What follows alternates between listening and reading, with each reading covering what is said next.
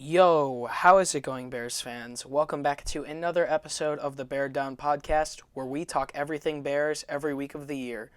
I'm your host, Chris, and today we are going to be discussing Mitchell Trubisky and his era and time in Chicago that may or may not be left. So, how I wanted to start off this episode is we're going to go all the way back to the beginning. We're going to hop back to 2016, Mitchell Trubisky's junior year at the University of North Carolina. So let's just hop right into it. Trubisky's junior year at North Carolina, he was a stud coming out of college. He had a great junior year. His first year starting at North Carolina, he played 13 games, and I'm going to list off his stats for you guys. In his 13 games starting at North Carolina, he threw for 3,748 passing yards. He threw 30 touchdowns and only 6 interceptions. So 5 touchdown to interception ratio, that's pretty freaking good. Coming into the league, he had some pretty good promise to him. I remember one thing when scouting him myself is that I was a little bit weary about his ability to hit the deep ball, but otherwise I thought he was really good. He could throw really well inside and outside of the pocket, and he made plays all over the field no matter where you put him. So, coming into the 2017 NFL Draft, the Bears had the 3 pick after a 3-13 season. And they traded the number 3 pick, the number 67 pick, the number 111 pick, and the number 70 pick in 2018 to trade ahead with the San Francisco 49ers, who ended up selecting Solomon Thomas at number 3. They didn't even pick Trubisky. But they traded for the 2nd pick in the NFL Draft. Obviously, the Bears picked Mitchell Trubisky, the rookie out of North Carolina. Picked later in that draft were Deshaun Watson and Patrick Mahomes.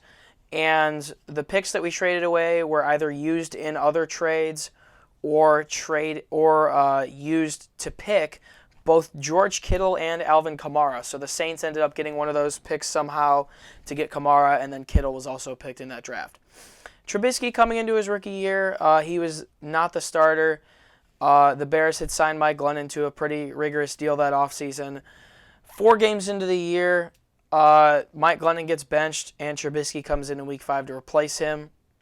John Fox was the coach of the Bears. One thing I remember specifically about him is his run-pass offense. I did not like it at all. And people wanted Mitch throwing the ball, understandably so. And he didn't have many weapons. Kendall Wright was the number 1 receiver on the team. The Bears traded for Dontrell Inman in the beginning of the season. And those were basically his top 2 receivers. So in the 12 games that Mitch played, they went 4-8, and Mitch threw 7 touchdowns and also 7 interceptions.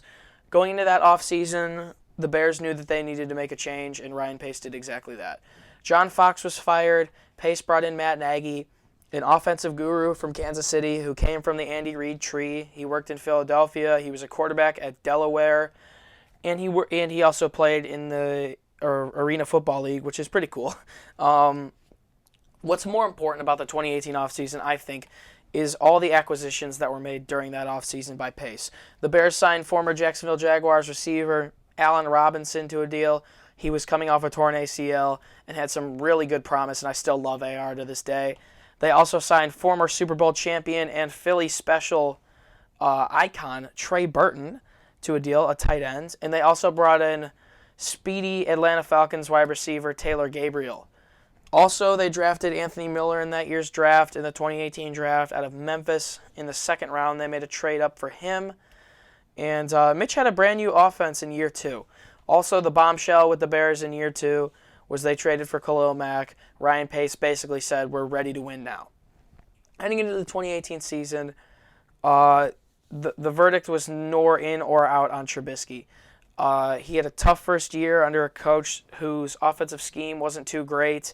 So people were willing to give him time to see how he would improve in year 2. In 2018, Mitch threw 24 touchdowns and 12 interceptions in 14 games and was a Pro Bowl replacement, actually chosen over Matt Ryan. Now, to this day in his career, counting 2019, Mitch has 2 fourth-quarter comebacks and 4 game-winning drives in his career. Some of those are credited to big plays by other players on the offense, and Mitch definitely could have some more game-winning drives if we had a reliable kicker at some different moments over the last 3 seasons.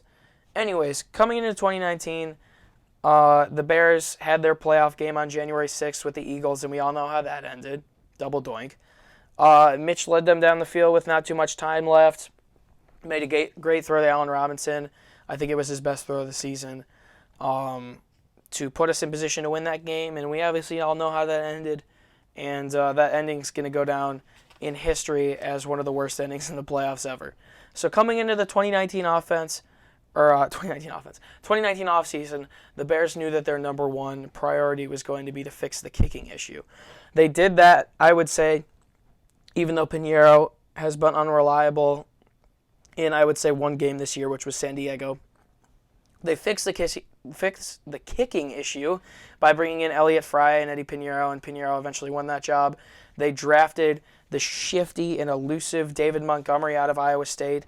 The wide receivers had an offseason to get more chemistry with Mitch, and Mitch also had an offseason to continue to improve himself and learn Matt Nagy's playbook. So everyone coming into this year expected Mitch to take a huge jump. One of those people being myself, it was expected. With this talented of an offense, how can you fail? So obviously we're sitting here right now, entering Week 10 of the NFL season. The Bears have played 8 games, a 3-5 start with their bye week. Trubisky dislocated his left shoulder a couple weeks back, so Trubisky's only played 7 games. In those 7 games, Trubisky has thrown for 5 touchdowns, 3 interceptions, and had a QBR of 31.8. That is the end of my scripted notes that I wanted to talk about, and that's where we're at right now, 3-5. And the question I am here to answer is the Trubisky era over in Chicago? I'm going to be completely honest with you guys. I absolutely 100% think it needs to be over in Chicago. The blame has been on absolutely everyone this offseason. It's been on Nagy, or not this offseason, during the season. It's been on Nagy for the weird play calling where we're throwing balls sometimes 50-plus times in games and not giving the ball to our talented running back in Montgomery. We traded away Jordan Howard after last offseason. Montgomery comes in. He's someone we know can break tackles and see through his blocks, and he hasn't gotten the ball much. So I'm just kind of breaking it down here. The offensive line also hasn't been great. Charles Leno Jr., someone who signed a big deal this offseason, who was incredible, I think, in 2018, has regressed and had a lot of holding issues. Bobby Massey, someone who's been a journeyman and played for a couple different teams. He hasn't been incredible. Kyle Long, we know he's on IR. We got Rashad Coward in now. James Daniels and Cody Whitehair haven't been the same. Cody Whitehair signed a big deal, and he just hasn't felt like he's been playing the same caliber football that we're used to him seeing him play. But I think the issue is the glaring hole at the top of the roster, as I called it in yesterday's episode. It is Mitchell Trubisky. Unfortunately, whenever the Bears step on the field these days, I get weary of them being able to even stay in some of these games because I know this offense isn't going to produce absolutely anything at all. You know, Trubisky, whether it be overthrowing receivers or, not going through his progressions, there's a lot of issues that he's had this year that you shouldn't be having in year 3. Now let me read to you guys some of the stats I wrote down for the Bears offense so far this offseason. They are 29th in total yards, 30th in yards per play, 28th in first downs per game, 28th in third down efficiency, 27th in total points, 25th in time of possession, 27th in rushing yards, tied for 27th in yards per rush, tied for 30th in yards per pass attempt, and 30th in passing yards per game.